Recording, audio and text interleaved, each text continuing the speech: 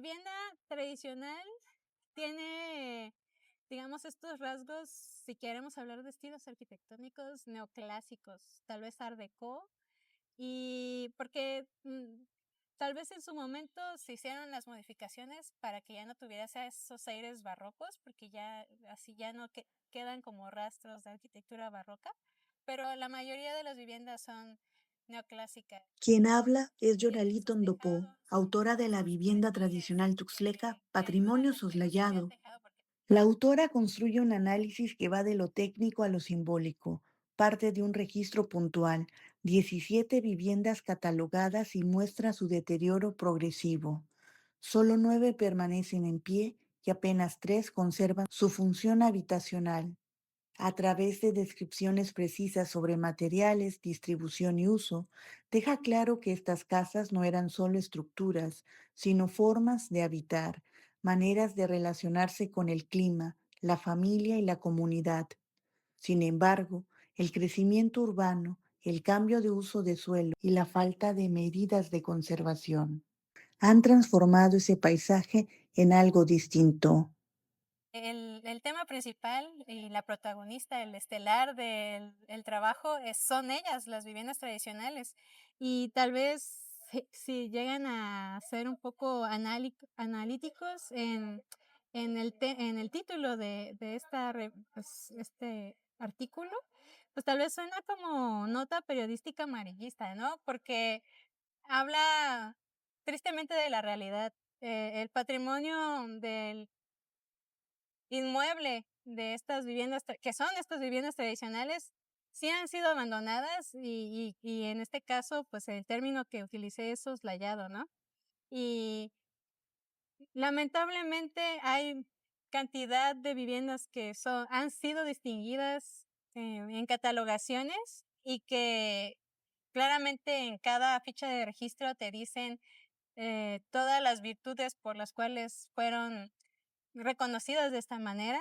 Sin embargo, con el tiempo se ha tergiversado, toda esta información, porque ya tiene un poquito de tiempo que fue publicado esta catalogación, ya va a ser casi 30 años.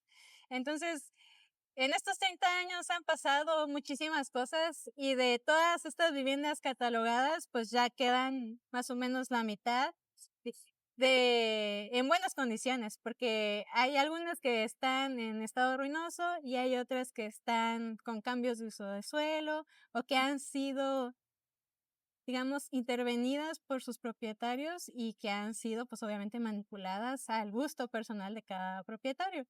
Y eso no está mal, porque quiere decir que, pues, se le ha dado el mantenimiento que a su consideración fue pertinente. Sin embargo, pues, en ese proceso se fueron, tal vez, en su mayor parte, todos los elementos por los cuales fue en su momento catalogada esa vivienda.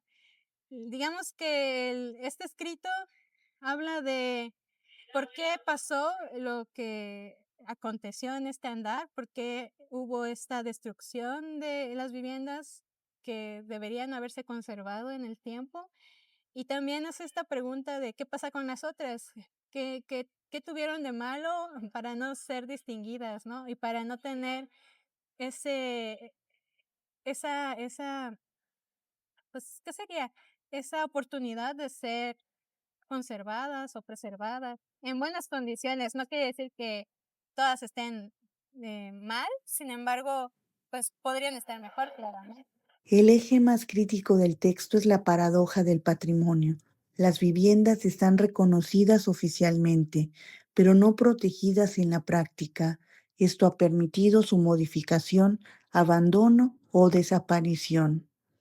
Más que documentar casas, Tondopó expone un proceso, cómo una ciudad puede ir perdiendo, poco a poco, aquello que la define. La verdad es que es bien interesante que, así como nuestra memoria, la ciudad tiene la misma, y el hecho de que hayamos demolido y que hayamos puesto otras cosas y que tal vez en su momento hayamos ampliado avenidas y pues también hacer caso omiso a lo que ya de por sí teníamos, es borrar parte de nuestra misma memoria también como colectividad, porque quieran que no, los espacios tienen alma, ¿no? Y la gente al olvidar el cómo era, hace que todo se desdibuje. Tenemos fragmentos de esta memoria, ¿no? Es como que si tuviéramos Alzheimer, más o menos. Entonces, sería interesantísimo hacer estos ejercicios de tratar de volver a recordar y no verlo como algo negativo, sino algo que ya no deberíamos continuar realizando, porque si no hacemos una pausa en la destrucción, entonces al final, ¿qué nos va a quedar, no? ¿Qué nos va a distinguir como ciudad, como mismos ciudadanos, no? Porque lo normal es que presumamos nuestro lugar de origen y que queramos decir: "Ve allá, come aquí", o "Vete a hospedar a este lugar porque tiene arquitectura propia de la ciudad o de la región". Y normalmente no hacemos eso. No presumimos nuestra ciudad, ni siquiera la observamos, pues. Entonces, si tuviéramos esa suena algo extraño, ¿no? Porque el ir y pasear la ciudad, como que si no la conocieras, es como de, pues, siempre he ido a esa calle, siempre he ido al centro y siempre me he dado cuenta que hay casas, pero si nos detenemos en nuestro andar, en nuestra vida cotidiana, que yo sé que hay muchas actividades que realizar, y prestamos atención a esos pequeños detalles que hacen la diferencia, vamos a darnos cuenta y a entender que tenemos que cuidarlo porque es lo que nos representa al final de cuentas.